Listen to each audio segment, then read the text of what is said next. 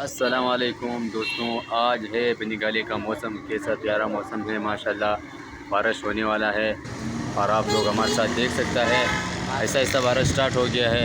असगर भाई क्या एरिया है इसमें, कैसे बारिश?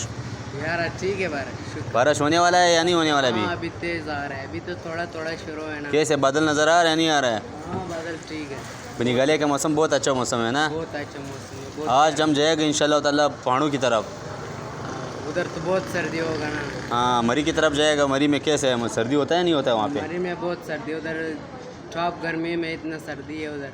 बस हम लोग इंशाल्लाह ताला जाएगा, एक मैं हूँ और एक असगार हो, हम दोनों जाएगा इंशाल्लाह ताला मरी की तरफ। बहुत मौसम जो है करेगा ये माशाल्लाह, बहुत अच्छा मौसम है। देखो ऐसा ऐसा बारिश हो रहा है, लेकिन साथ में सूरज भी है, धूप भी है और ऊपर बादल भी है। मौसम बहुत सोहना मौसम है। ऐसे मौसम है कि आप लोग देख के हैरान हो जाएगा।